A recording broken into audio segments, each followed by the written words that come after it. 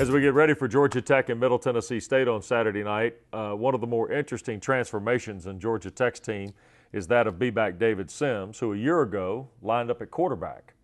Coach Johnson referenced you maybe going from quarterback to Bback on his radio show last fall. Now, you didn't know that, but what was your reaction when he said, hey, what do you think about playing Bback? At first, I was a little taken aback. But at the same time, I was also realizing that it was probably the best move for me to get on the field. So, whatever it took to get on the field, I took advantage of it. And at some point, it's about playing, right? Yeah, definitely that. I mean, sitting on the bench for, 2 years, not being able to play or contribute, that take a toll on you, and you just ready to play. Now, we saw flashes of your athletic ability and your management of the game a year ago when you got a chance to play quarterback. Let's go back to the opener against South Carolina State. You had 3 series at quarterback where you could do some things and show people kind of the physical skills you have, but also the understanding of the offense.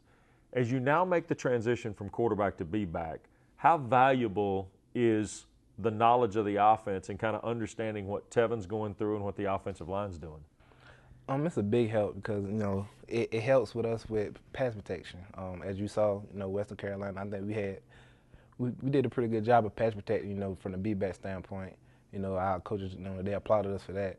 And I think, me playing quarterback, I was able to help some of the guys realize, who has who, where the blitzes are coming from and things like that. Also being able to help Tevin because, I still see the game from a quarterback standpoint sometimes. So I might see something that he didn't see and, he actually trusts my advice. So it's been helpful. I know when you went through the recruiting process, not many people were willing to give you the chance to play quarterback. A lot of people maybe wanted you to play defense, maybe somewhere else offensively. Now that you've kind of settled in here at the Bback position and you've got this quarterback history behind you, do you look back kind of in a different way at the whole recruiting process? Not really. I mean, it is what it is. Coming in playing quarterback for Georgia Tech is still kind of like playing running back, basically someplace else.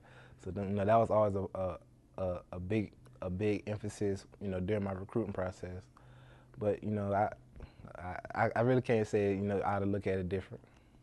As you start to get into these games and winning the starting job, what did you learn about yourself in winning the starting job at Bback when most people were still trying to figure out you weren't playing quarterback and you went and won the job?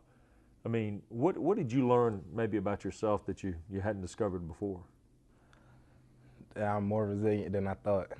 Going from, basically second string quarterback to, fourth string Bback, like Coach Johnson said, I think he said in a couple interviews, I could have pouted, just, threw in the towel, but, I just kept working and kept grinding and, here I am. All right, let's get to a couple of other things here. What's up with all the shaved heads? Oh, whose idea was this? Originally, it was me and Daniel McCahan's idea to do it for Fred because, Fred Holton. For Fred Holton because, he got the Achilles injury. And, it started off, when I said it, it was basically kind of like a joke. But, more and more people saying, they'll do it. And, came around, last week, around Tuesday, Monday, Wednesday. I actually let Fred do it, do my head, personally. So it was something that we wanted to do, to show that, we appreciated all the hard work that he did give and that he was unable to play this year. How many guys total went with the bald look, if you'll pardon the pun? I want to say 10 or 11. Because we had a couple guys. I think it was 8, and then we had like 2 or 3 actually get it like the day before the game. So I think it was like. Are there more to come? I don't know about that now. Are there more to come from guys who say they don't want one but ultimately will be forced to get one? I don't know. I probably not. He said it'll probably make his year, and we did it. We told him it'd probably be for the first game. Everybody hoping that their hair grow back, as you can see now. So, hopefully it'll grow back. All right. Georgia Tech's long football history, David, 119 years of play. Arguably, some of its best players in history are from the state of South Carolina. Joe Hamilton was from Alvin, and you're from St. Matthews, which is a little bigger than Alvin, I'm coming to find out. Now, Alvin's about as big as this room. Now, how big is St. Matthews? Like I roughly say 2,000. On a good day? On a good day. On a good year. On a good year. On a good year, it's probably about 2,000. We got 3 schools, not many restaurants, probably 3, traffic lights. But I wouldn't change it for the world. How big's football in St. Matthews? How big is athletics in St. Matthews? It's pretty big. It's getting there. 'Cause, all before we were known as a basketball school, we got like 8 state championships. We got 4 when I was in high school. Mm-hmm. I was a part of 2 of those. And football is coming along, and football is it's putting a lot of people, Alshon Jeffrey, Dante Runt. We got a lot of people, playing football that came from St. Matthews. So it's getting bigger. As you guys go to Middle Tennessee State on Saturday night, I guess you don't have to remind anybody in the locker room about going to Kansas last year, do you? Nah. Last year going to Kansas was probably I don't want to say it was one of the biggest upsets.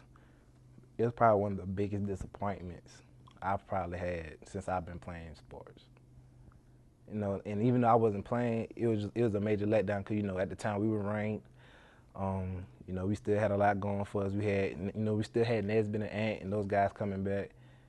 And we went there and we didn't perform. Mm-hmm. And, Coach Johnson, the coaches are harping on that we need to be focused and we need to be mentally sharp because of what happened. And we're going to Middle Tennessee, who really don't have anything to lose. And they have a history of playing, a lot of BCS qualifying schools pretty tough. So your resilience personally is probably a pretty good thing for this team to understand, isn't it? I mean, this team kind of went down. Now it's got to come back a little bit like you've kind of went down, didn't work out the way you originally thought, and you've had to make a comeback from it. I think so. I think Coach Preston has used that a couple times with a couple of the receivers, letting them know that, you can move up, from 4th to 1st, from 4th to 2nd, actually getting some playing time. I mean, I hope it did set an example that, you can move. Tough work, hard work, it'll help prosper. Good to visit with David Sims at RamblingWreck.com.